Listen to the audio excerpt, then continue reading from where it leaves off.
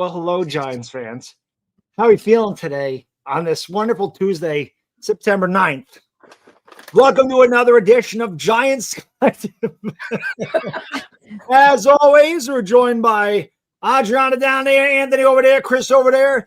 Big shout out to SeatGeek for sponsoring the show during the football season. Make sure you use that promo code Giants Collective 10 and get you 10% off your tickets at SeatGeek.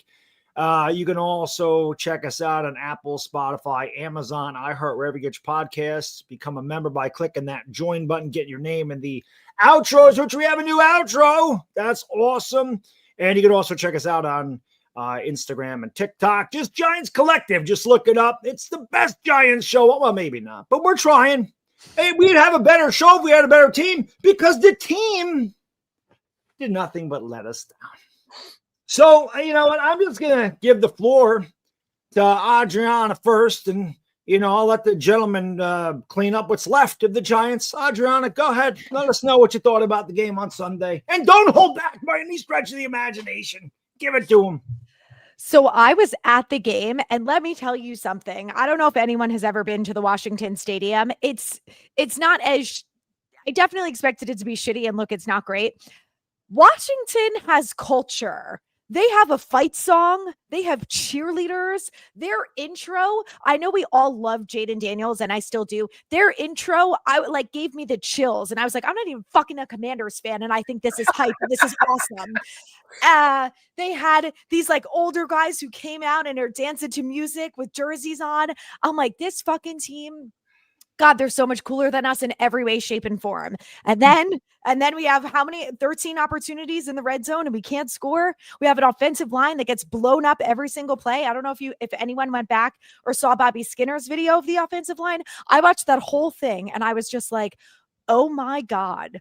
I knew it was bad watching Greg Van Roten get blown up every goddamn snap, but then to watch James Hudson get pushed back into Russell Wilson and John Michael Schmitz, our second round pick, who was supposed to be so good, who basically got thrown on his ass every other play. I'm like, you guys are they just destroyed every play. And Malik Neighbors yelling at the coach. I'm like, tell him, bro, I'm on your side. Let's go. Fucking yell. He deserves it. And then the biggest thing, I know, Bad Dog, you were saying you were so angry after the game.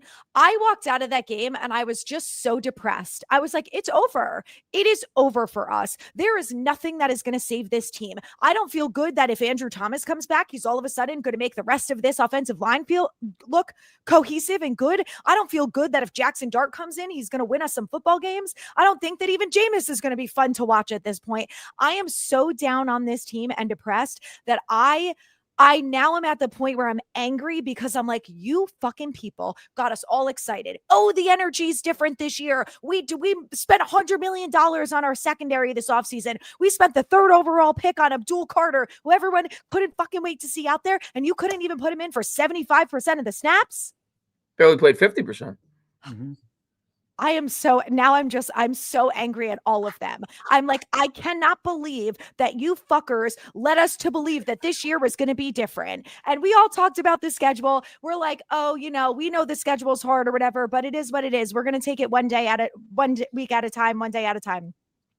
They were in that game. They were in it. And I know we're going to shit on the defense because they deserve it. And Shane Bowen deserves a shitload of shit, but they were in it. It was 14-6. Until the middle of the 4th quarter. And we couldn't score a goddamn touchdown on the 1-yard line. Instead, we're going to throw trick plays to our rookie offensive lineman, who it was his 2nd snap of the game, and he got blown up on the first one. But yeah, let's do that. That's going to work out so well for us. I'm so glad that this is the time that we're going to take to be fucking creative. Let's not do it to one of the veteran offensive linemen who's at least been playing for multiple years in the league. I hate them all. Yeah, I'll tell you what. I would say that my influence is rubbing off on these people, but they're Italian, so it's already there. Sometimes it just needs to come out. All right, Anthony, you're over there. You're smiling, but I know. Go ahead. Let them have it, brother. No, listen, I'm pretty pissed off. Chris can attest to it. We watched the game together, and I was definitely pissed during. And what you said, Adriana, about Shane Bowen and this rotation that he had on the defensive line, Chris knows that was pissing me off and getting under my skin every single rep. I could not understand why there would be a crucial 2nd and long, a crucial 3rd and short, and Brian Burns isn't on the fucking field. Like, what are we doing, Shane Bowen? He would sub off his best pass rushers at random moments, but he wouldn't play his best pass rushers together. We had Abdul Carter on the field for 1 snap, then he's gone for 4 more snaps.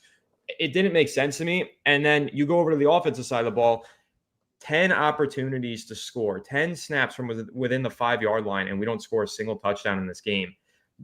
What it boils down to me, this entire game was just a coaching mishap. This was a misfire from all 3 special teams too. All 3 phases of the game, the coaching was problematic. Wan'Dale Robinson returning kicks. What are we doing? Playing with fire. He's been your best offensive player all game. He's been the most consistently open, and he's picking up yards after the catch, and yet you're risking him out there as a kick returner. So it's not only just the offense, it's not only just the defense, it's the special teams too. It's every single coaching coordinator found the way to make it more difficult for the players on the field. They didn't put any of the defensive players in position to succeed. The offense, the play calls really just disturbed me. Like, what are we doing with the trick play to Marcus Bowe? Why are we not getting the ball to Malik Neighbors when we're in the red zone? I think he had 1 red zone target in this entire game. He is your best playmaker. I don't care if it's a goal line fade, one of the lowest probability plays in football. It's definitely a higher probability throwing that to Malik Neighbors than it is throwing it to Marcus fucking Bowe of all people. So I think when you watch this team, they find a new way to perplex you every week. And that's what I'm seeing here. We did feel the new energy. We thought this was going to be a better week 1. We thought that the starters played more in the preseason. They would come out of the gate swinging and, we would get a better product on the field. Darius Slayton was a ghost. Russell Wilson was dropping his eyes and running into sacks. And he was under constant pressure too, despite all the praise that we gave to the offensive line. Neighbors was pissed off as he should be because he wasn't getting the ball nearly enough. And half of the opportunities he got were just terrible opportunities. The defensive line, we heard so much about how Shane Bowen's going to get real creative. I don't think he's got a creative bone in his body. I mean, he didn't know what to do with his pass rushers. And then there was lack of effort. You got Darius Muasau filling in for the injured Micah McFadden. What a loss that is because Darius Muasau absolutely stinks. And then the safeties, Javon Holland didn't look good. Definitely not worth the investment. It's only 1 week, but he did not live up to the expectations in week 1. Paulson Adebo is lucky that his stat line was as favorable as it was because he got burned by Terry McLaurin for what would have been an 80-yard touchdown. And that's what it really comes down to for me is when you look at this team, they were in this game. They had a chance. The defense honestly did enough. They didn't play well. They really should have been down by a whole lot more because Jaden Daniels missed several throws. Major 3rd down opportunities that he missed the mark on. That doesn't happen often. But when it does, you have to capitalize. And this offense just sat on their hands the entire time. But I think that the offensive players, some of them at least, did all right. Darius Slayton was terrible, but Wan'Dale was playing some good ball. I thought that Tyrone Tracy Jr., every yard he gained, he earned fully because he was getting hit in the backfield on nearly every handoff and falling forward for positive yardage. Scatterboo broke 2 guys' jaws, also picked up a great block. I mean, he was sick. He needs to play more. So there were players who played well on the offensive side of the ball. Neighbors made some awesome grabs. He just didn't get good enough targets. And Russell Wilson, no, he was not the exciting addition to the offense that we wanted him to be in week 1, but he was under constant duress, and he did get the team inside of the red zone twice, down to the 5-yard line, 1-yard line twice, and somehow the play calls were just so mind-blowingly stupid that they didn't score any touchdowns. So as much as I want to hit the panic button and be all doom and gloom, they were in this game with a team that went to the conference championship last year. Russell Wilson did put them in scoring position twice, and they are facing a shittier defense this next week in Dallas. I'm hoping that they can bounce back, but what holds me back from actually having any hope that they can turn around is the coaching, because that's one thing that you cannot fix overnight. You can sub out Russ for Dart, and maybe that sparks something. You can bench James Hudson for Bowe, and maybe that sparks something. You can get Abdul Carter on the field more, maybe that sparks something, but none of those things are going to happen, and none of them are going to work if the coaching remains this bad. And that's where I'm really stuck with this team, because it feels like in 2022, we had a new regime come in, spark something. We went to the playoffs. We had this bright future ahead. We were all excited. And now we're back at square one because I've lost all hope and faith in this coaching staff that just finds new ways to lose every single week. Chris. There's nothing more that needs to be said. They covered it all. The one thing I'll say is, and I always downplay the preseason. You guys were asking me my opinion on training camp and everything. I would say, no, it means absolutely nothing. Even I bought in a little bit to the preseason. I said, 3 straight games at third. I'm going to tell Giants fans watching this right now, next year, don't even watch the preseason. It means nothing. It means absolutely nothing. And that's going to hurt our views if we do a podcast next year. But the preseason means jack shit. These guys are going up against lawyers and doctors. They put up 30 points. We get our hopes up. We say that they put up 107 points in the 3 preseason games. And in comparison to what it was, like 18, 20 points, whatever it was the preseason before, means nothing. The Giants offense is still a disgrace. The play calling was a joke. The throw to Marcus Bow on 1st and goal was one of the worst play calls I've ever seen, especially when you factor in that Andrew Thomas is not playing in the game. You don't have your best blocker in the game, and you're getting cute like you're the Kansas City Chiefs.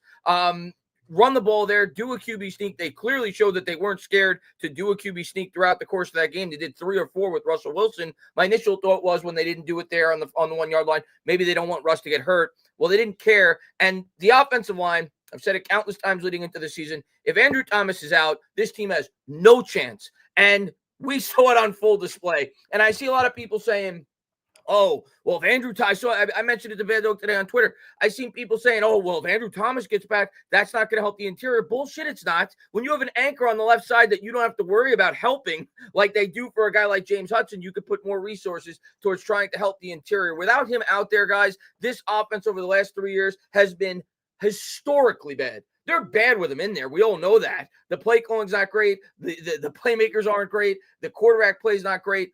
But with Andrew Thomas in there, at least they're somewhat efficient. Without him in there, this team is not watchable.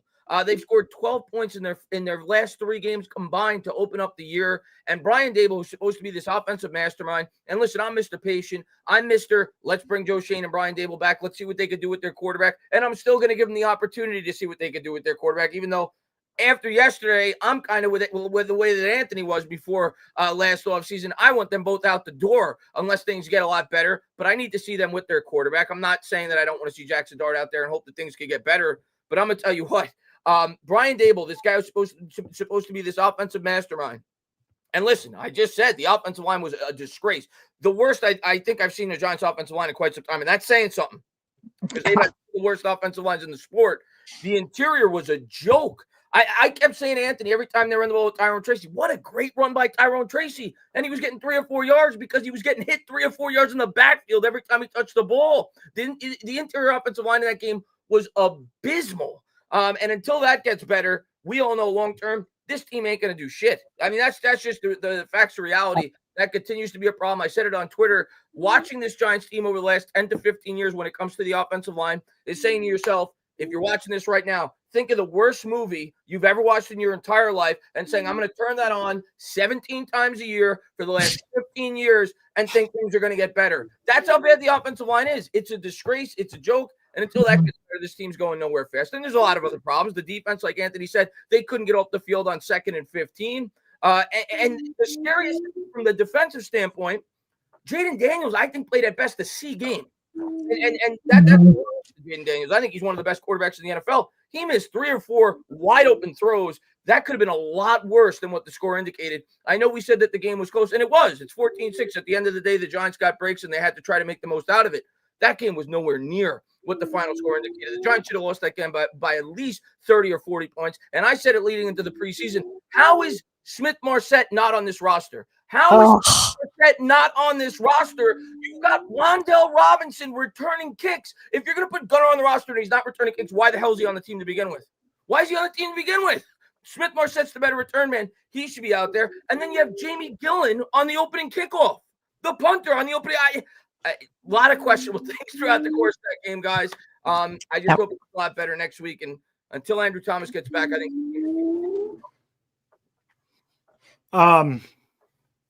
Where do I start, man? Well, I started with my post game on Sunday, and if anybody saw that, I haven't been that mad after a Giants game in a long time. And the reason is they did. They fucking got me. They got me again. And I'm too old.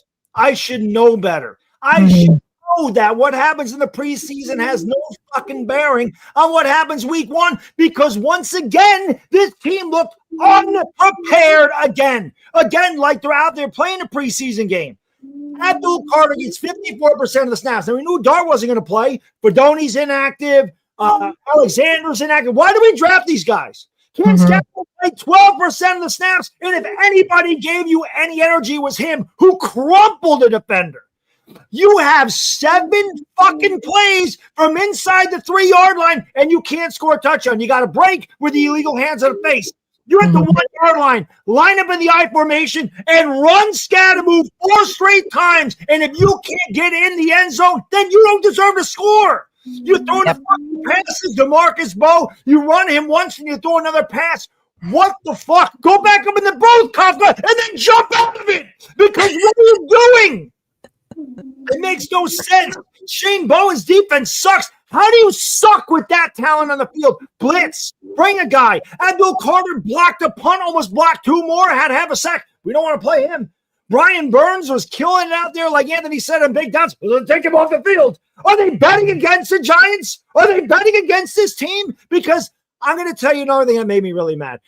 Brian Daboll has become Joe Judge to me, because in 2020, I was so high on Joe Judge. In the first game against Denver, done. Completely went off on him. That was only 1 year. I have been very patient with Brian Daboll and very patient with Joe Shane, and I've given them every opportunity, and I've stuck up for them constantly. But that game pissed me off so much that I am done. He can't coach. And it was a harsh reality for me, a bitter pill to swallow, that I had to watch these guys who I've had faith in, say, I think he can do it. I think they just need more talent. And they don't. They can't. And that's a bitter reality for me, because I don't think he can coach. And I don't think that if Jackson Dart plays, it's going to make a difference. And I'm worried that if they play Jackson Dart, he's going to get killed behind the offensive line, or they're going to stunt his development. It's insane how bad this team looks week in and week out.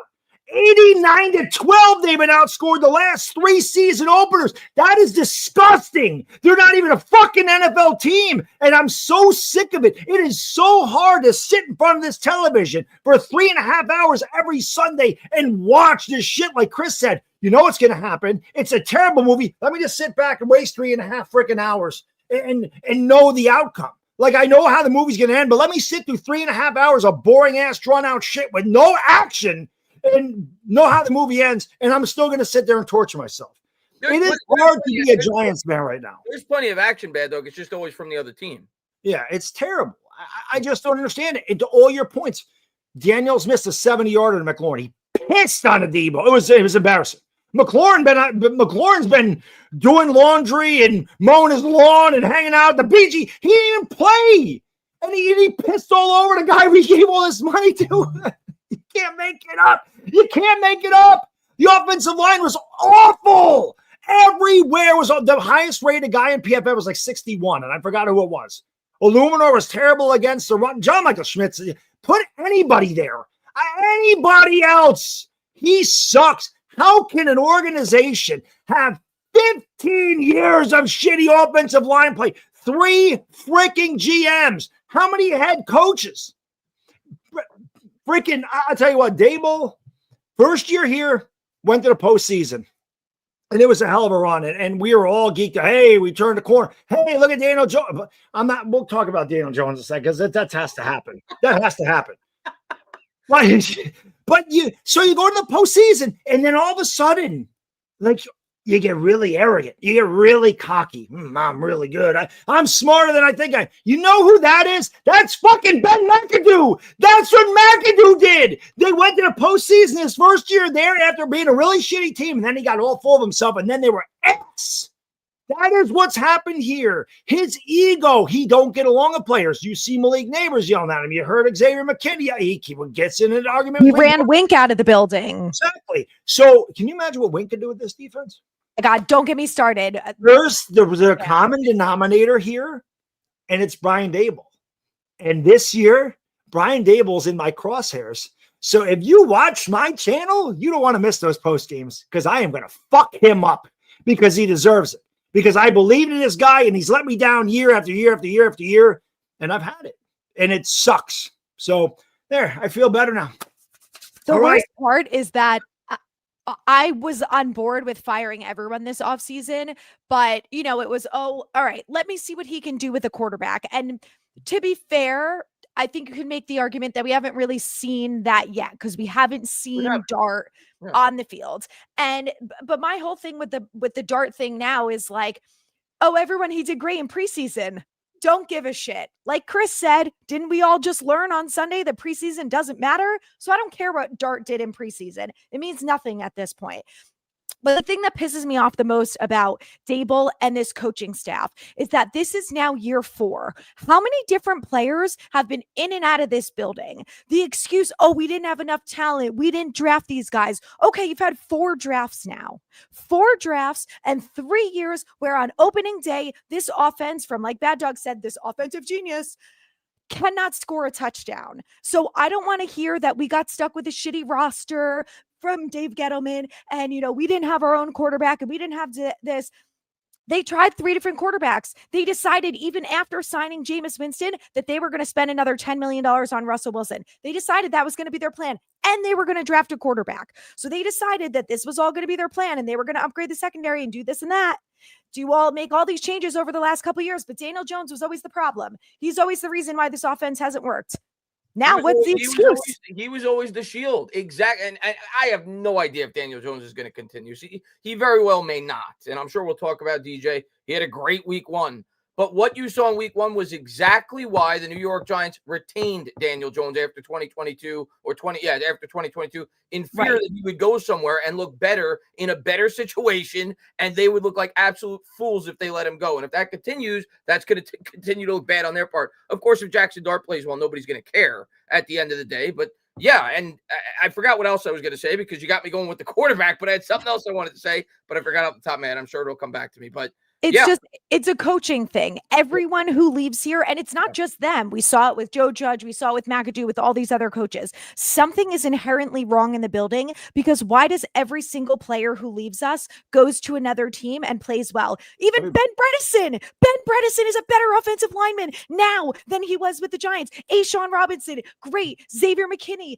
Like literally, the list goes on. Dante Fowler is still in this league, still playing football. It is unbelievable. Leo Williams, Julian Love had a great day yesterday. Everyone who leaves the Giants plays well. You brought up the draft class. That's what I wanted to say, Adriana. You brought up the draft classes. And at this point, like you said, there's nothing that shields Joe Schoen. Early on, you had Dave Gettleman. Up until last year, you had Daniel Jones. At this point, it is Joe Schoen's roster completely top to bottom. Even Andrew Thomas and Dexter Lawrence, you could argue, are his players because he extended them on gigantic contracts. This is completely his roster. You bring up the draft classes. 2023 draft class. I posted about it on Twitter. Deonte Banks had 11 snaps. Jalen Hyatt had 0 snaps. Chris, real quick. And JMS looked like JMS. I mean, come on. For you, I was going to mention this. You said Smith Marset should be on this team. Yeah. Why if Jalen Hyatt ain't going to play a snap, what the fuck is he here for? And they had calls about trading Jalen Hyatt. Yep. What are we doing? Yeah. And Evan Neal. They had calls about Evan Neal at the deadline last year. They held on to him, and now he's a healthy scratch. What's the point? Just move on. Right. I don't know what's going on here. But like I said, it's not good. And I don't understand why Jalen Hyatt doesn't play. I don't understand why Cam Scadaboo played 12% of the snaps. I mean, if anybody was giving us a spark, it was him. The other thing, is there a reason that they didn't throw any screen passes? They threw screen passes all preseason. They looked really good and didn't see one. That's all I said throughout the entire game, Bad Dog. Normally we stream the game together so we know what we had to say. I said that to Anthony the entire second half. Why aren't they throwing these running back screens? They were throwing them all in the preseason. I think we saw one in the fourth quarter. Here's another great draft pick. I'll let you guys talk about this before we hear from the sponsor. How about that Theo Johnson? He looks good, don't he? That's another great Joe Schoen pick. What's this guy got in his hands? Shoehorns? How about the fact that they, like Bad Dog said, Fedoni was inactive. Greg Dulcich was a pretty good pass catcher. Vidoni was also a good pass catcher in preseason. But yeah, no, let's make him inactive. The other thing that also pissed me off is the fact that we have seen them in the past when the offensive line has been struggling. They have thrown other offensive linemen in there and said, help the rest of them figure out how to block. They have used Chris Manhertz and more tight ends to block. Why didn't we see that way more often? Why did Manhertz play 26% of the snaps when your offensive line is getting blown up every single play? They brought in Manhertz to be a blocker. I know he can't stand behind JMS and push him forward, but come on, use him for something. You mentioned pushing people forward. That was another thing that just pissed me off beyond belief. We go down to the 1 yard line. We throw that fucking fade route to Marcus Bowe. Why aren't we doing a quarterback sneak? We see it work for all these teams around the league. When you're within 3 yards of the end zone, just push the quarterback in. They don't do that on the goal line. And then later, I was losing my mind. Chris can attest. 3rd and 1, and they do a quarterback sneak at midfield. Why not do it on the goal line when you need points? Why are you doing it? So clearly they have the ability to do the quarterback sneak. They converted, I think, 2. I think they converted 2 quarterback sneaks in this game, but they didn't even run it once on the goal line to get any points. That doesn't make any sense to me. It's just so inconsistent and stupid. Yeah, the coaching in this game was absolutely horrendous. Every one of them was terrible. Dable, like I said, it's just a bitter pill for me to swallow. Kafka, I don't know. Where's this creative? The only creative play this guy came up with was that fucking pass to Marcus Bowe. This is when you get cute. Get cute when you're starting at the 40-yard line. How about a little end around or to Malik Neighbors to get him the ball? How about a bubble screen? How about a flea flicker? How about anything? Well, I don't know if that flea flicker would have worked because then Russell Wilson would have been on his ass before the ball even got back to him because our interior line can't block to save their life. But you got to do something. I'm sorry. You have to get somebody off this roster and put Turbo Miller in there. I don't give a shit. You have to start thinking outside the box because the box you've been thinking inside of does not work. So you have to start doing different shit, things that doesn't make any sense. And there was no explosive plays until Russ literally, I could read his lips, said, fuck it, leak down there somewhere. And he just threw a lollipop up there, and Malik Neighbors went and made a play in the ball. Literally, that's exactly what I said. I go, that's the fuck it, leaks down there. I'm just throwing the ball. I mean, he wasn't even, he just threw it up there and said, go get it. Do it more. I mean, you got to do something to spark your offense. It was incredibly disappointing that they didn't even compete. And even when it was 14-6, you knew they had no chance. You knew they weren't coming back. You knew they weren't coming back. So that's just it's just tough being a Giants fan. Shout out to the 450 in the chat. We appreciate you being here. You're going through it with us. Big shout out to SeatGeek for sponsoring this portion of the show. Really appreciate them. Make sure you go into the description. Get your Giants tickets. I'm going November 2nd. I'm not backing out. Hey, Jackson Dart may play at that point. Maybe I'll see Jackson Dart. Maybe you will too if you go to a Giants game. So make sure that you go there. Use that promo code Giants Collective. You get Giants Collective 10. Sorry. The 10 is not for 10%. It's for Eli. Shout out Eli. It is for 10%. So get 10% off your first purchase. Let's hear from the sponsor. 80 seconds. Back after this. What's going on, guys and gals? You looking for a fun activity? You want to get out of Whoop. What's going on, guys and gals? You looking for a fun activity? You want to get out of the house? You need something to do? Are you looking for a great gift idea? Well, if so, look no farther than the sponsor of Giants Collective, which is SeatGeek. With over 35 million downloads, SeatGeek is the #1 rated ticketing app. There's more than 70,000 events listed on SeatGeek, including concerts, sports, festivals, and more. Giants season is underway. And say you want to check out Jaden Daniels and the Washington Commanders at MetLife Stadium? Well, it's easy. Just go to SeatGeek, scroll around, look for the tickets that you want, and SeatGeek's going to have your back. Each ticket is rated on a scale of 1 to 10, so you know you're getting a good deal. Look for the green dots. That's good.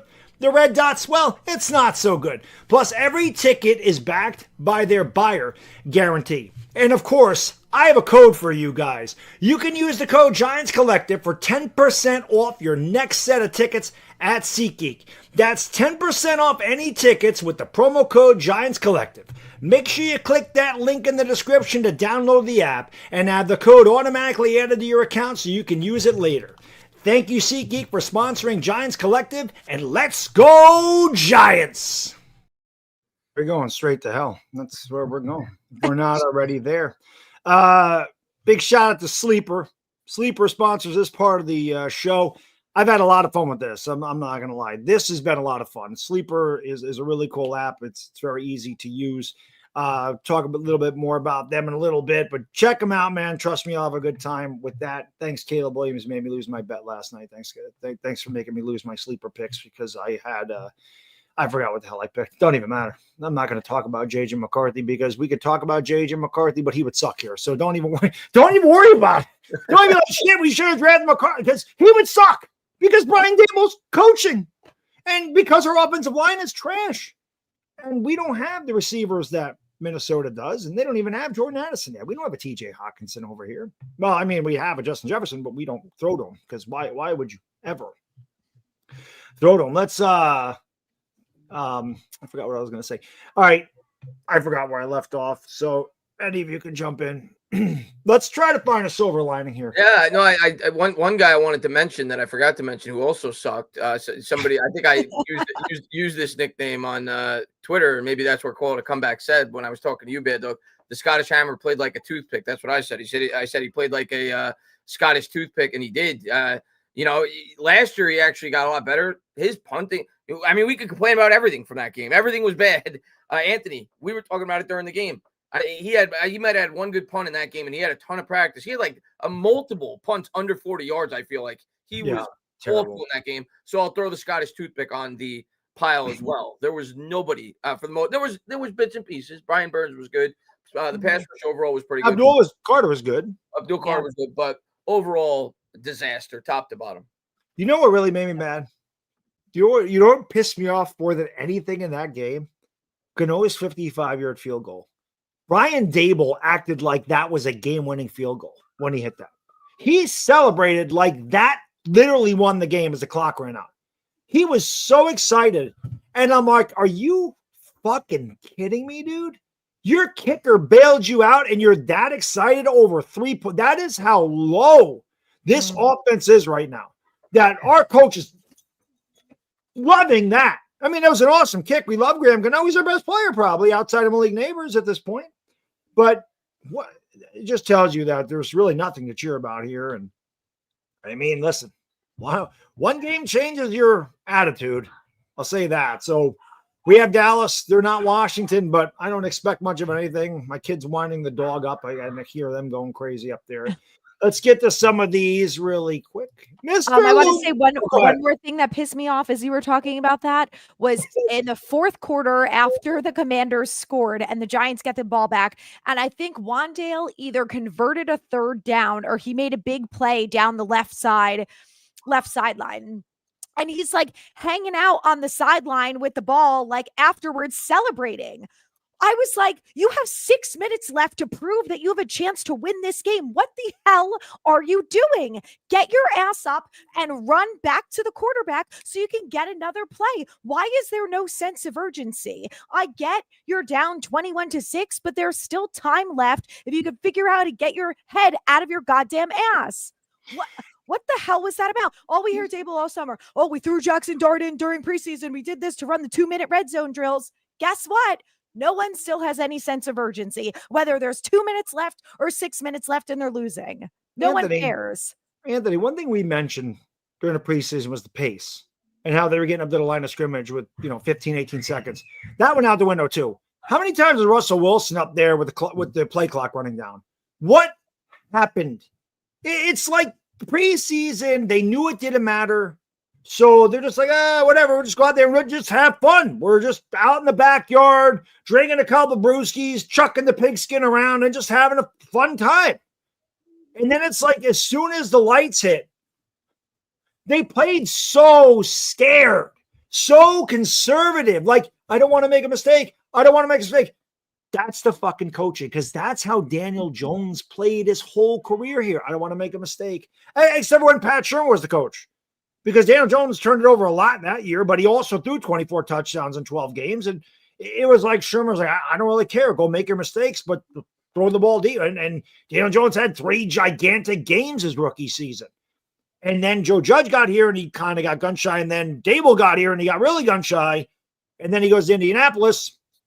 Well, he has got an offensive line. He has a pocket to throw from. And, oh, shit, he's throwing dimes down the field. And listen, man, I certainly have given Daniel Jones shit, and he deserved a lot of it. But I've said a million times, and anybody that watches me knows, I've said that guy's always had the physical tools to succeed. But on here, he can't do it. Well, maybe just he couldn't do it here, because he looked like a completely different guy in Indianapolis. Now, again, it's one game. He may go back to Daniel Jones. We've seen those games from him before. So it's very possible that he does go back and he becomes what we know him to be. But that was a really bad look on the Giants. It's one thing for Saquon, who was great anyway, but then became the best player in the league. McKinney was great, then became the best defender in the league. You could just see even those guys improved leaving here. But when you give Jones that money, then you cut him. Then he goes to Indianapolis, and he's the first quarterback this millennium or century to score in every drive. They scored 7 for 7 every drive, and you bring in Russ, and he goes 17 for 37, and you put up 6 points. It's not a good look. It's not a good look. A lot of egg on their face here with the New York Giants. Oh, they piss me off, man. I like I said, Audrey, we could really sit here and do this for hours. We're really good. We'll do it again Friday. Or sorry, Thursday. Lou, thank you so much. Queen and Peasants. Thank you. Why does every assignment, every play look impossible for our Giants? It's a great question. Answer. To me, that's an easy answer. It's the offensive line.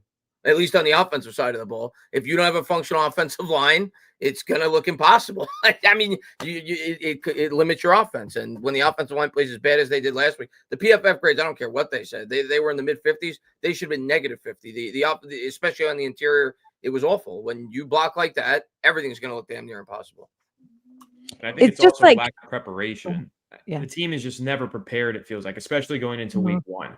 So when they run these plays, these trick plays especially, I saw somebody break down that trick play to Marcus Bowe and how they were basically telling the defense what they were doing while they were walking up to the line of scrimmage, like as if they've never practiced the play before. And I feel like we see that all the time. There were 2 plays that I can think of. I know there was one on the goal line where Russell Wilson tried to throw it, I think, to Manhurts for a touchdown, and Theo Johnson ran in front of the ball. Like they almost ran into each other on the route. And then there was the other one, Tyrone Tracy Jr., when he dropped that one pass, I think it was on 3rd and 4, he got hit as he was making the catch. There were like 2 Giants players on top of him. All of the routes were just running into each other, like as if they've never run these plays before. And you just think to the preseason, I get it. They do this vanilla offense versus vanilla defense thing because they don't want to give anything away. Well, maybe you need to give a little bit away so that you can practice these things, because clearly your practice is not paying off and being properly prepared when you go into the game days, because they just look lost. So I think, yeah, the offensive line plays a major role in it, Chris. But then if you want to look offensive side of the ball and the defensive side of the ball, they just don't look prepared. None of those players look like they have ever played together before. And the majority of this team is returning, which was already a red flag going into the season. And I thought that as well. They made a couple of upgrades here and there. They didn't change anything about the offensive line. The depth is awful. Their depth addition to the offensive line was moving Evan Neal to guard. And it was James Hudson, a career terrible backup. They really did not upgrade the roster in the way that they should have coming off of a 3-14 season. They made 2 key additions in the secondary and free agency, and neither of those paid off because they're newcomers and nobody seems to know what they're doing in this defense. So offensive line play for sure, Chris, but also just a lack of general preparedness from all 3 phases of the game. And again, I think it just all boils down to shitty coaching. Every year we say that, Anthony. They're not prepared. They start slow every year. And 12 points in 3 games proves that point. I don't know what it is. Don't worry, though, Giants fans. They took the day off. They didn't practice today. Just don't worry about it. You know, they needed another day off. You know, they got nothing to practice. They got it nailed, you know. Chief, thank you, brother. Scatterbo crumbled Bo on the 1-yard line. Why the hell was Bo facing the backfield? Probably because he got turned around by a defender. But, yeah, he did. He ran right into the back of Marcus Bo. Yeah. And that's just – Marcus Bo shouldn't be 2 yards in the backfield. It's just every facet of this team is cocky, you know. The thing that's frustrating, especially with the offensive line, is I don't understand why they're not ready to publicly. They don't have to tell us, but they could tell us without telling us by demoting Evan Neal to the practice squad or cutting him. Why are you giving him a roster spot when he's inactive on game day? He's your backup right guard. What were they going to do if GVR went down? And GVR was so bad that they couldn't even put Evan Neal in if they wanted to. So what are we doing? Now we've got roster mismanagement, which we know has been a problem. We've all seen it and talked about it for the last couple of years, but it shows up again. And it's just like the offensive line was so bad that you could have made a change there and you could have rotated someone in, whether it's Evan Neal or Stinney or Schlotman. I don't give a shit who it is, but why not try something? When you're down by how many points in the end of the fourth quarter, it's over. Just throw someone in and see what happens. It's so mind-boggling. And the fact that they brought in a UDFA rookie from the Ravens practice squad. Why don't you call Tyree Phillips, who actually has played both tackle positions before, who's played with the Giants, who knows the system, who's not that bad? He's better than Evan Neal. He's better than probably this rookie tackle from the Ravens, who's only played in preseason. It's so mind-boggling to me, the decisions that they make, and they make no sense. And if they don't elevate someone from the practice squad or make Evan Neal, demote him, and give another offensive lineman a practice squad spot on Sunday, I am going to be so pissed, because it's once again a reiteration that they have learned nothing from all of the mistakes that they make. It's terrible. Everything about it is just awful. There really wasn't, outside of Brian Burns and Abdul Carter. I guess Wandale was okay. Gano's always Gano. But I mean, there's really nothing else to take out of this. There's no positives. There's no if the Giants would have competed in this game, and scored 26 points, or they lost 27-24 in a last second field goal or whatever, it would have sucked. They say we were up 24-20. Washington went down and scored a touchdown at the end of the game. It would have sucked. But you could live with it. You know what I mean? You could say, well, we played the defendant. This team was in the NFC Championship last year. Everybody thought we were going to lose. We played them tooth and nail. We're right on their level. That's not what happened. We got completely embarrassed. We gave up the second most yards in the league, and we were one of three teams that didn't score a touchdown. The other one was, I think the Texans didn't score, and the Titans, I don't think, scored. But you're the Titans. You're playing in Denver, and it's Cam Ward's first start. You don't really expect a lot from that to happen. So I definitely expect more from this team, and that's why I'm so mad. And again, I have to face reality that the coaching staff sucks. And I never liked Shane Bowen, but I really thought highly of Brian Dable, and that's just not good. Calder Barzilla, thank you, brother. Let me try this again. We're one win this week away from buying it again. I'm not buying in, dude. No, I'm not. I mean, I'll be excited for week 3 if they win next week. I'm not going to lie, but until such time I see Andrew Thomas out there and looking like the Andrew Thomas that I know is the real true Andrew Thomas, which I don't think is going to happen right away. You're talking about a guy that now hasn't played football for almost a year. I think it's going to take him several weeks to get back to form if and when he gets back out there. I think this offense is going to continue to struggle regardless who's at quarterback, whether that's Russell Wilson, Jameis Winston, Jackson Dart. So no, I don't, and I hate to say this, and I'm always going to give my team a chance. I'm always going to tune in, root for my team, and hope they can win. I'd be stunned if they win next week. Stunned with the way that offensive line looked this week. I'd be stunned. You'd think Micah Parsons is out there, the way they're going to have pressure. And I'll tell you what, Dallas played Philadelphia very tough. And I watched them. Now, Jalen Carter got suspended. He got thrown out of the game before it started. But watching Dallas push the middle of their interior offensive line back didn't happen to Philadelphia last year. Yeah. And to see them do that, I'm like, oh, shit. Oh, shit. Probably going to lose that one, too. Adam, thank you. Remember, guys, we last made the playoffs with Gettleman's roster. And our 2 best players are Dave's picks. Day no balls. And Joe and Shane need to go. Yeah, I mean, Adam, I'm not there yet because, like we said earlier, I have to give them Jackson Dart and see what he can do this year. But I'm definitely at the point now where I'm much more open to completely blowing it up at the end of the year after what I saw week 1. And we have a long season to go. We still got 16 weeks. I'm not saying I'm completely shutting the door on it. So I have to see Jackson Dart before I can conclusively say it's time to blow this up. but I'm much more open to it. Unless Jackson Dart's going to have to look really good, in my opinion, throughout the course of this year, because I think he's going to play early now. You know, we all talked about, months ago that the idea was Russell Wilson will play decent, get the Giants to the bye week, play Jackson Dart those last 5 games, show Shane and Brian Dable looking fine because you only got to see a small sample, and then he gets to hit the ground running next year. No, I think it's going to be a situation very, very similar to Daniel Jones now. I don't know. 5. Yeah, maybe it's week 5, maybe it won't be week 3, but they're going to throw him in there much earlier than I think they initially wanted to, because they're going to have to try to save their jobs. And ultimately, it'll come down to that, whether or not he plays well. Because if he looks bad, if the team wins 4 or 5 games and you get to see 13 games of Jackson Dart, they're going to get fired. Yep. Yeah. And earlier today, I was like, don't rush Dart. Don't rush Dart. Now I'm like, who gives a shit? They throw Dart in there and they suck and they still lose games. Big whoop. And then everyone's getting fired. And at least we can talk about a new GM, a new head coach, the first overall pick, and a new quarterback. I'm like, I don't even care at this point. I don't care. Put Dart in there. See what happens. If he sucks and we keep losing, guess what? We were going to still lose with Russ. So what's the difference at this point? Yeah, they're going to get a new quarterback next year. Yeah, Garrett Nussmeier. Let's go. I know a lot of people now are of Adriana's mindset. They want to see Dart in there next week. I don't know if you meant that when you just said what you said. I'm definitely more open to seeing Dart much sooner after what we saw this first week. I got to see Andrew Thomas back out there before I want to see Jackson Dart out there. And I probably ideally, I want Thomas to get at least a game or 2 under his belt. So, because like I said, I think he's going to struggle his first game back before they throw it. And maybe it will be week 5. Maybe Thomas comes back this week or week 3, get a couple of starts in, and then you throw Dart in. But, yeah, I want to see Dart much earlier than I did before the year started, because we saw this offense this week. They're not going anywhere fast. Nope. Yeah. I'm a huge Jackson Dart fan.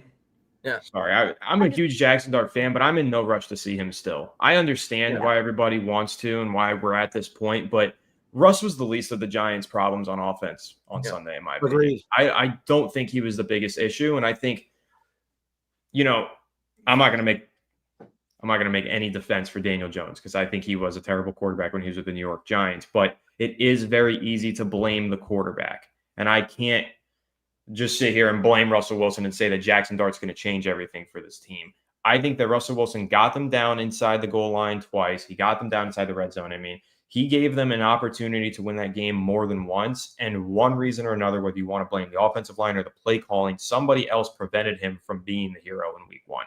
So I'm not in a major rush to see Jackson Dart.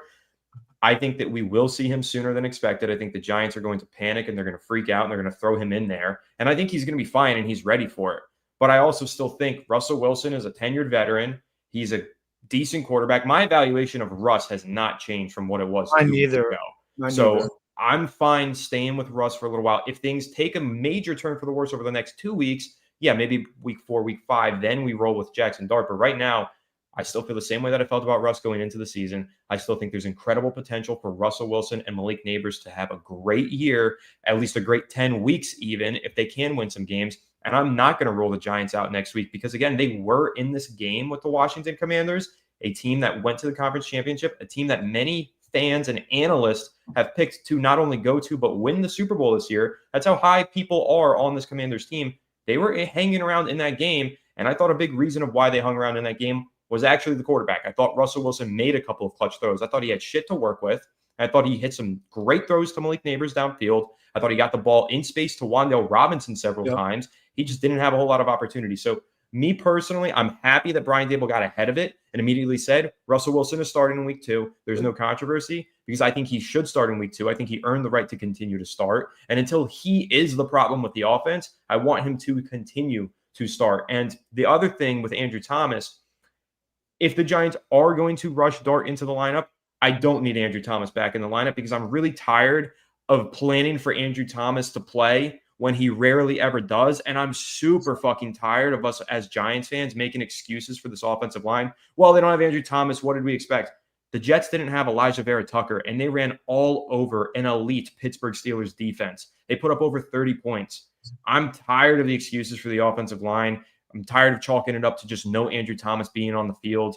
One way or another, even if he's on the field, we've seen this offensive line suck. So it doesn't make a difference to me. I get that. Like, you want your best pass protector out there for Dart, But at this point, if you feel Dart is ready, he's going to face adversity anyways. And even if Thomas enters the game for 1 week, he could be right back out the next week. So it just doesn't make a difference to me. Just play Dart if you feel he's totally ready and if you feel like you've gotten what you could have out of Russ. But right now, I still feel like Russ is the least of the Giants' problems. He should start for the next few weeks. And if they continue to lose, then we see Dart. But right now, I think the Giants can win some football games. They were close, on Sunday, but the coaching got in the way. But I think that Russ can help them win some games. I hope you're right, Anthony, because I don't think they were close.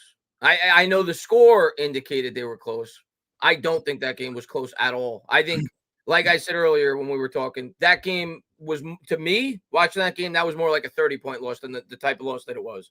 I think Washington had a ton of points on the board. I think we didn't even look like we were in the same league as them. Listen, they left a ton of points on the board, no doubt, but so did the Giants. If the Giants converted those 2 red zone opportunities, they had 14 points. And you know what? Sometimes you're going to run into teams that aren't having their best game. It's week 1. You expect Washington's going to be a great team. They didn't have their best game. You just have to capitalize when that's the case. This should have been a 21-14 loss. If we were sitting here with the offense having scored 2 touchdowns, Graham Gano not taking a single field goal, and we lost this game 14-21, we would all be singing a completely different tune right now. And I think that's important perspective to keep. And I think, again, Russell Wilson got them into those 2 scoring positions. I mean, 3 as well. I thought they had 3 opportunities really to score. They were knocking on the doorstep of the red zone another time, and they couldn't convert. So really, this game should have been a lot closer. It also, like you said, Chris, maybe should have been more lopsided because Washington missed some key plays. But again, that's football. Teams are going to miss plays. Right, you can't expect Jaden Daniels to hit 80% of his passes every game. So again, I'm cautious to hit the panic button after 1 week. I hit the panic button hardcore last year, and we were all right to do that last year. But I do feel like this year, the difference for me is the quarterback position. I've said that all summer long. The quarterback still, I have some belief in. I think Russell Wilson can win some games for the Giants because he was the least of the Giants' problems. Last year, when I watched that Vikings game, I thought the quarterback was the most of the Giants' problems. But it's different this year, and that's why I still think week 2 versus Dallas, a really bad defense, at least on paper, maybe we can turn things around. Who knows? I hope you're right, and I agree with you. I don't want Jackson Dart out there week 2. I think it would be a disaster. Silly. I think the plan was clearly when you sign Russ not to have to rush Jackson Dart out there week 2. I do think that plan is going to be altered a bit, though, if this team continues to lose. Now, if they win this week, Anthony, maybe they are able to do what you were kind of getting at. Maybe Russ can play 9 or 10 games if this team can hover around 500. So why next week such a big game? I'm just of the mindset, and I hope I'm wrong. I'm obviously down. It's reactionary. You can't help it as a fan. I find it hard to believe they're going to beat the Cowboys, and I find it hard they're going to be able to beat the Chiefs, and I find it hard to believe they're going to be able to beat the Chargers at this point with the way that the Chargers look. At best, I think we're looking at 1-3. And at that point, I think Dable and Shane start to feel the pressure to get the rookie in there to try to save their jobs. That's just the way I'm looking at it. I could be completely wrong. Yeah. 5. With that said, real quick, again, want to hear from the sponsors, Sleeper. Big shout out to them. Make sure you guys click that link in the description. Use that promo code HMA to get a 100% deposit match all the way up to $100 in their first deposit. It's a lot of fun. Trust me when I tell you, I've had a lot of fun with it as well. Let's hear from Sleeper. 30 seconds. Back after this. Sleeper is the #1 fantasy sports app. It pays to know sports. Pick more or less on top players. Your first pick is on us, so start winning now. Play in Texas, Georgia, Minnesota, and 27 more states. Pick anytime across all sports, pregame or live. Over 10 million players are already on Sleeper. Make your picks count. Score up to 1,000 times your cash. Join today. Get up to $100 credit using code HMA. Call your shot on Sleeper. Download now. Big shout out to Sleeper, as always. To get the rest of these, because I gotta go do another show and talk about the freaking Giants. And what a Torture. It never ends for me. Never ends for us. Door Gunner says I flew up from Florida, had a blast. I bet you did. You're a commander, man. Yeah, I'm sure you did. Corp, thank you, brother. He says, okay, so I refuse to believe this is real. It's too much of a joke to be real. New York Giants can't be a skit on Saturday Night Live. If this is real, give me the blue pill. If it's a practical joke, then give me the red pill. Yeah. Give me the bottle. Let's rock. Let's rock. It's terrible. What a terrible start. Christian, thank you. He says, I don't think it's a hot take that if the Giants lose next game, the season's over. They ain't looking good. Yeah, not looking good. I'll never say the season's over after just 2 games, but yeah, not looking good at all if they lose next week. We all said going into the season that they had to, at the very least, had to find a way to split the first 2 games, 2 divisional games with the Chiefs on deck. You would have to have some kind of, miraculous week 3 win against the Chiefs. And I know the Chiefs didn't look very good week 3, but you have to figure they start to get in their groove a little bit a couple more weeks into the season. Obviously, we all know that's going to be a tough game. Yeah, and they could be looking at 0-2. I mean, they're playing Philadelphia. Yeah. So they could also be 0-2. If the Giants don't score a touchdown on Sunday, like they didn't score a touchdown this past week, then the season's definitely over. And I think that you do see Jackson Dart in week 3. Yeah. Chiefs way, thank you. Question for the whole panel: is Daboll's offense too complicated? So he's the smartest guy in the room. We went to the playoffs. He simplified the offense since it was his first year and we had success. I'll be honest, Chief. None of that looked complicated to me. That looked about as basic as it could get. And Daboll's calling the plays now. So, I mean, Kafka's calling the plays. Kafka, I'm sorry. Kafka, I meant to say Kafka. Kafka's calling the plays now. So, I didn't see outside of that stupid pass to Marcus Bo. That looked very basic. I would like to see it more complicated. Russ can handle it. You know, the running plays, and I don't remember if somebody touched on this earlier. Extremely basic. I mean, they had. I don't remember them. I don't think they had one pitch that entire game. Why didn't we roll Russ out away from pressure? Entire game. They didn't try any end arounds. Very little pre-snap motion in terms of the run game. They motion neighbors a lot, but and again, I think a lot of that goes back to the offensive line. When you don't have faith that your team's going to be able to sufficiently block, it kind of limits your play calling a little bit. But it's not just the offensive line. It's a culmination of a lot of things. This is why you throw screen passes. When you're getting killed up front and you have an aggressive defense, they're out of the play. And they ran these all preseason. So when your linemen are getting beat like that, you want the defenders coming at the quarterback at that point. Set up a screen and you're by half the team. And then you just need a couple lead blocks and you get a big gain. All the running backs can catch the football. Yeah. Didn't do it once. They threw a couple out in the flat, naked screens, if you will, whatever you want to call them, with no lead blockers. But come on, man. I want to see more Cam Scatterbo. That guy just was killing me. That was the only thing I got excited about. I said this on TikTok and I stand by this, that the coaching staff is going to get fired because they're so stubborn and like stuck in their egos that their way is always the right way. Shane Bowen blitzing works on Jaden Daniels, goes for 3 for 9 for 29 yards, no touchdowns. But instead of continuing to blitz when you have fucking Abdul Carter, let's go ahead and continue to run zone where Banks is not good at it.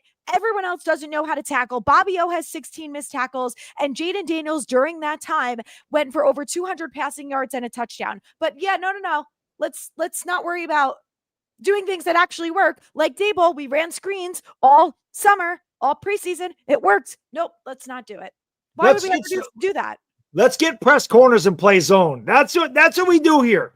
Get some press corners and play zone. Play their weakness. That's exactly what you want to do.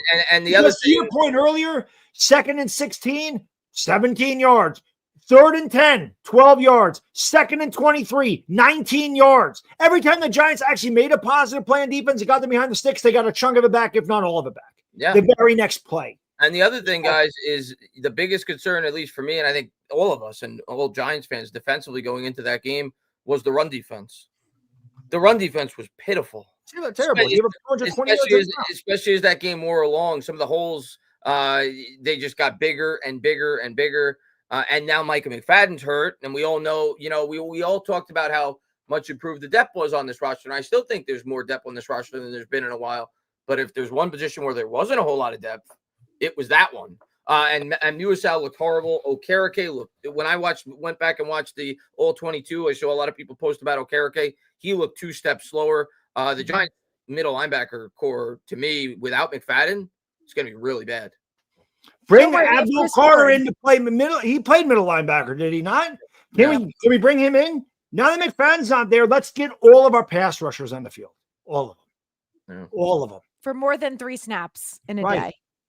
Good Lord, man. It is just, I don't know It what they're shouldn't doing. be this hard. They make it harder on themselves because they just have to stick. I just think that they're royally stubborn. And I think it starts with Dable and it drives me fucking nuts. Yeah, that's what I'm saying. He's Ben McAdoo. He turned into Ben McAdoo. He freaking wins a playoff game and he thinks all of a sudden he's Vince Lombardi. Well, you're not.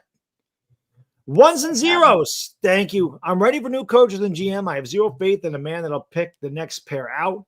What am I to do? Unfortunately, I think a lot of fans feel the way you do, and with good reason. Watch college football until January. Yeah, at least the Sooners are good. That's like, at least I got my college team. Hey, shit, the Yankees, they're playing all right. So again, the Giants season will be over before the Yankee season. So Yankee fans, you know where I'll be in October. Be talking about the draft and calling Yankee playoff baseball. Bird 67, thank you so much. Love you guys and girl. Love you guys and girl. I had to say it twice. We appreciate it. Appreciate Go it. get the papers. Appreciate Get the it. papers. Gotta go get the papers. Get the papers. Cruise on, thank you. Has Dable's offense ever looked good against a Dan Quinn defense? Awful interior O-line play coupled with Ben McAdoo part 2 playbooks. I'm not the only one that compares to Ben McAdoo. It's My thing insane. is it doesn't even matter who the coordinator was. Last year, week 1, it was Brian Flores who also destroyed us. The year before that, was it Dan Quinn, the defensive coordinator for the Cowboys? Yeah. Yeah, 2023 when we lost 40-0. Dan Quinn was But it doesn't even matter because we had Andrew Thomas those 2 games. We had Daniel Jones. We had Saquon Barkley. We had, every year it's different. It's different players, the same scheme and the same problem week 1. So I'm so sick of this. Oh, we had a good offseason. We did this. We did that. It doesn't matter on offense. It's Dable is the one consistent and he's the problem.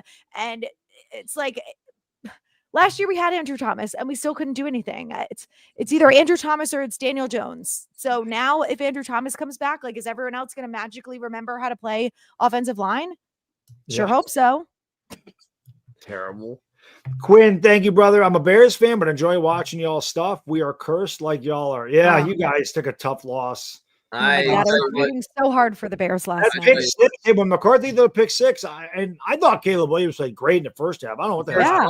The first drive, I'm like, told you in my head. I'm like, told you Caleb's gonna have a breakout year. I still think he's gonna have a great year. I still think so too. I still think he's gonna have a good year.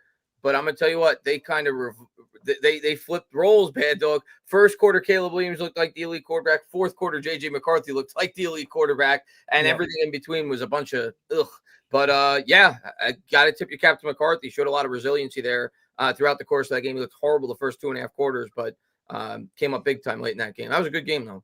I'm going to take a couple more. If I don't get to these, because I have another show I got to do here in like a couple of minutes. So if I don't get to all these, I will pick them up on Friday. We'll start the show with the rest of these super chats, which we greatly appreciate you guys and girls supporting the channel. So thank you so much. Door Gunner says, honestly, the only time the Giants moved the ball or stopped Washington or due to Washington penalties or drops wasn't anything the Giants did. Well, they did drop some passes. I know the first drive, Zach Ertz dropped one. I remember that. But I wouldn't say the only time. I mean, the Giants did stop them a few times, but Washington also stopped themselves.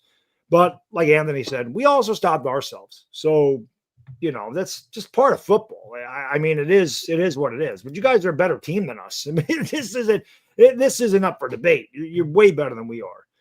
He says you might as well send Neighbors to DC. He doesn't want to be in New York. Obviously, he wants to play with his best friend.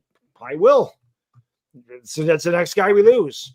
Unless shit changes, unless Jackson Dart comes in there and things change, Neighbors will be the next guy to go somewhere else and, kill the Giants. He'll face us and get 11 catches or 200 yards and win a Super Bowl. I hope not. Yep. I hope not. Oh, I hope not Wouldn't too. surprise me though. We got him for a couple more years though, so he really can't go anywhere right now. Yeah. Age 50, thank you. In 2022, the identity of the Giants was Wink's defense. You live by the blitz, you die by the blitz. Right now, I'd rather die by the blitz. At least it's fun, especially with this. Defense. I think the identity of the Giants was also the run game in 2022. They were able to run the shit out of the football. Daniel Jones and Saquon Barkley were like probably the highest duo in the league in terms of rushing yardage that year, I would think. Maybe there was one team that had a higher duo. They were a team that was able to ground and pound, keep the defense fresh, and the defense was able to close out games. They had an identity. It wasn't sexy, but they had an identity. We won. That's sexy. Yeah, that's sexy. Evan, everything about this team sucks every year. So true. Short and to the point. Yeah. Jeffrey, thank you. He says the Giants have been in preseason over 27 straight games. But boy, Daboll's a smarty on the whiteboard. That's not really true, though, because, we won 3 preseason games, so not for 27 straight. I don't know what mode they were in when they won these preseason games this year, but most of the time, yeah, maybe 27 straight regular season games. Stupid. So stupid. George Otter says Mara needs upgrade large sodas. He needs No, we should be getting a free alcoholic drink if we just sit through and watch this goddamn team. Exactly. When I go there, I expect free liquor. Yeah. I expect free liquor on November. Anybody there on November 2nd? I'll be there. So I'll be live in the parking lot. I'll tell you where I am. You come hang out and have a beer with me. We'll get snocking before the game. It's probably the only way to enjoy it, for Christ's sakes. You're going to need something stronger than a beer. Yeah, something. Well, I'm a lightweight now. I don't drink. 3 beers got me good. H50. Into cloud. Yeah, exactly. They're coming back, right? We got to get them back. Borna, get them back. H50, thank you. He says, I bought my tickets for the Giants against the Raiders game. I convinced my friend to pay for the club seats. I told him the Giants would be good. They fooled me, and I owe my friend some beers. Yeah. Well, if he's a Raiders fan, no. But if he's a Giants fan, yeah, you probably do. Raiders won, right? Raiders won. Over the Pats. Yeah. Yep. Yes, they did. And Brock Bowers got hurt in that game, too. I think he's okay, but, Brock is a beast. Keith, thanks so much. Says, why do they hate Bellinger? Theo is quick, but he can't catch. He can't block either. They're determined to force Wandale on us. If my Canes lose, I'm crashing out. I swear. I think Wandale's fine. I thought Wandale would be I actually said he'd be the X factor in that game against Washington. He was really the only guy that did anything. Unfortunately. Wandale played well. I'm not gonna. I don't like that he was returning kicks, but he played well. But we need Neighbors to get a lot more action. We need Darius Slayton to get a lot more action. But Wandale did his job. Yeah, he did. With that said, guys and girls, sorry I got to end it so abruptly, but I do have to do another show about the Giants, and that's exactly what I want to do is talk about Giants and Cowboys with a Cowboys fan because you're so. But as always, really appreciate you guys and girls hanging out with us tonight. It is a very tough beginning to this season. Thursday, we'll talk about the Giants and Cowboys game, what we can do to maybe get to 1-1, because again, you win a game, you're 1-1. Everything that bad happened this week changes, and hopefully that's the case. Big shout out to Sleeper again for sponsoring this portion of the show. Make sure you guys go into the description, click the link, get a 100% match deposit bonus up to $100. Use that promo code HMA. Also, big shout out to, I had it right the first time, right there. Big shout out to SeatGeek. Make sure you guys go get your Giants tickets. I mean, you don't even need Giants tickets. If you want to go somewhere else to get tickets, you want to watch a couple good teams play, you can do it at SeatGeek too. Just use the promo code Giants Collective 10 for 10% off tickets at SeatGeek. So for Adriana, for Anthony, the Entertainah, enjoy the rest of your Tuesday, and we will see you on Thursday. We out. Peace.